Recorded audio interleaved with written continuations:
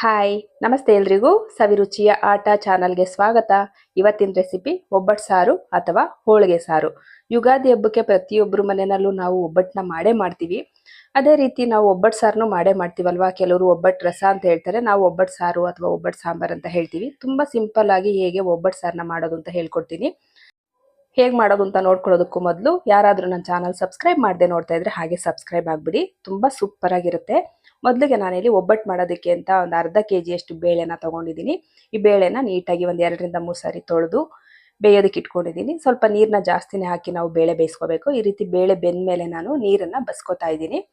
ಬಸ್ಬಿಟ್ಟು full ನಾವು ನೀರನ್ನ ಬಸ್ಕೊಬಿಡ್ಬೇಕು. ಸ್ವಲ್ಪ ಕೂಡ ನಾವು ಬೇಳೆನಲ್ಲಿ ನೀರಿರಬಾರ್ದು. ಅದು ಒಬ್ಬಟ್ಟು ಮಾಡೋದಕ್ಕೆ.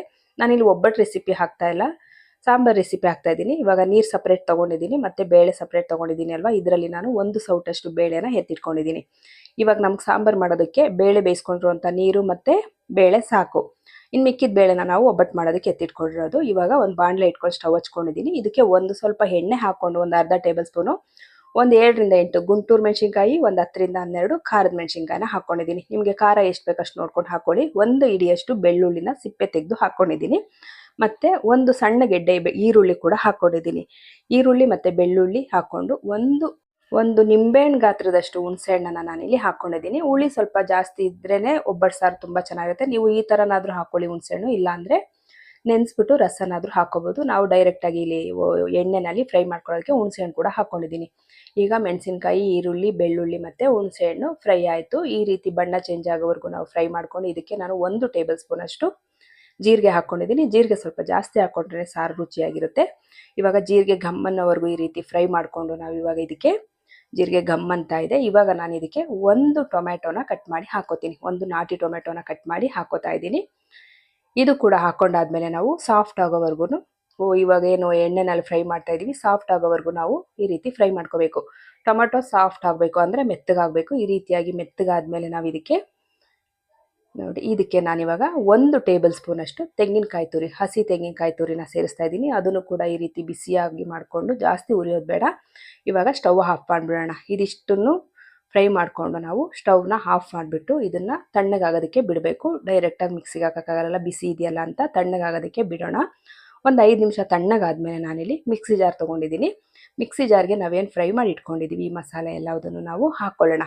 ಮಿಕ್ಸಿ ಜಾರ್ಗೆ ಸೇರಿಸ್ಕೊಂಡು ಈ ಬಾಣಲಿಗೆನೆ ಸ್ವಲ್ಪ ನೀರನ್ನು ಹಾಕ್ಕೊಂಡು ಸೇರಿಸ್ಕೊತಾ ಇದ್ದೀನಿ. ಜೀರಿಗೆ ಎಲ್ಲ ಹಾಗೆ ಇರುತ್ತಲ್ವ, ಇದರಿಂದ ಒಂದು ಅರ್ಧ ಗ್ಲಾಸಷ್ಟು ನೀರು ಹಾಕ್ಕೊಂಡು ನಾನು ರುಬ್ಬೋದಕ್ಕೆ ಸೇರಿಸ್ಕೊಂಡಿದ್ದೀನಿ. ಈ ರೀತಿಯಾಗಿ ರುಬ್ಬೋದಕ್ಕೆ ಸೇರಿಸ್ಕೊಂಡಿದ್ದೀನಿ. ಇವಾಗ ನಾವು ಇದನ್ನು ಒಂದೇ 1 ಸ್ಪೂನಷ್ಟು ಬೆಲ್ಲ ಹಾಕ್ಕೊಳ್ಳೋಣ. ಇವಾಗ ಹಾಕಿದ್ರೂ ಆಗುತ್ತೆ ಅಥವಾ ಸಾಂಬಾರ್ಗೆ ಹಾಕಿದ್ರೂ ಆಗುತ್ತೆ. ಇವಾಗ ಏನಾದರೂ ಹಾಕಿಲ್ಲ ನೀವು ರುಬ್ಬೋದಕ್ಕೆ ಅಂದರೆ ಸಾಂಬಾರ್ಗೆ ಹಾಕ್ಕೊಳ್ಳಿ. ಸ್ವಲ್ಪ ಕೊತ್ತಂಬರಿ ಸೊಪ್ಪು ಹಾಕ್ಕೊಂಡು ಈ ರೀತಿ ತರ್ತರಿಯಾಗಿ ರುಬ್ಕೋಬೇಕು. ಇವಾಗ ತರ್ತರಿಯಾಗಿ ರುಬ್ಕೊಂಡಿರುವಂಥ ಮಸಾಲೆಗೆ ನಾವು ಎತ್ತಿಟ್ಕೊಂಡಿದ್ವಿ ಅಲ್ವಾ 1 ಸೌಟಷ್ಟು ಬೇಳೆ, ಇದನ್ನು ಹಾಕೋತಾ ಇದ್ದೀನಿ. ಈಗ ಬೇಳೆನ ಸೇರಿಸಿ ಇದಕ್ಕೆ ಸ್ವಲ್ಪ ನೀರನ್ನು ಹಾಕ್ಕೊಂಡು, ಇದು ಕೂಡ ತುಂಬ ನುಣ್ಣಗಾಗೋವರೆಗೂ ನಾವು ರುಬ್ಬೋದು ಬೇಡ, ತರ್ತರಿಯಾಗಿ ನುಣ್ಣಗಾಗಲಿ ಸಾಕು. ನೋಡಿ, ಈ ರೀತಿಯಾಗಿ ನುಣ್ಣಗಾಗಬೇಕು. ನೋಡಿ ಕಾಣಿಸ್ತೈತಲ್ವಾ, ಈ ರೀತಿಯಾಗಾದರೆ ಸಾಕು. ಇವಾಗ ಇದನ್ನು ಸೈಡ್ಗೆ ಎತ್ತಿಟ್ಕೊಂಡು ಸಾಂಬಾರು ಒಗ್ಗರಣೆಗೆ ನಾವು ಸ್ಟವ್ ಹಚ್ಕೊಂಡು ಒಂದು ಪಾತ್ರೆ ಇಟ್ಕೊಂಡಿದ್ದೀವಿ.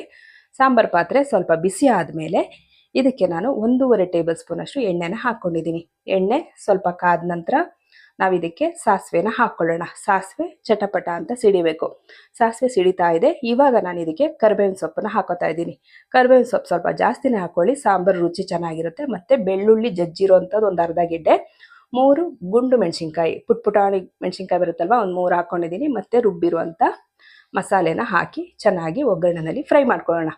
ಈ ರೀತಿ ಫ್ರೈ ಆದಮೇಲೆ ನಾವು ಇದಕ್ಕೆ ಇವಾಗ ಒಬ್ಬಟ್ಟೇನು ನಾವು ಬೇಳೆ ಬೇಯಿಸ್ಕೊಂಡು ರೆಡಿ ಮಾಡ್ಕೊಂಡಿದ್ವಿ ಅಲ್ವಾ, ಈ ನೀರನ್ನು ಹಾಕ್ಕೊಂಬಿಡೋಣ. ಬೇಳೆ ಕಟ್ಟೇನಿತ್ತು ನಮ್ಮ ಹತ್ರ, ಇದೆಲ್ಲದನ್ನು ಹಾಕ್ಕೊಳ್ಳೋಣ.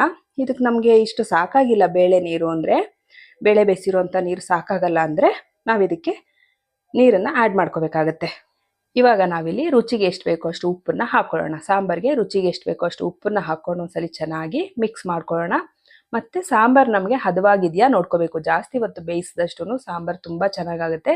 ಅದರಿಂದ ಸ್ವಲ್ಪ ತೆಳ್ಳಗೆ ಮಾಡ್ಕೊಳ್ಳಿ, ಬೆಂದಷ್ಟು ಅದು ಕಡಿಮೆ ಆಗುತ್ತೆ.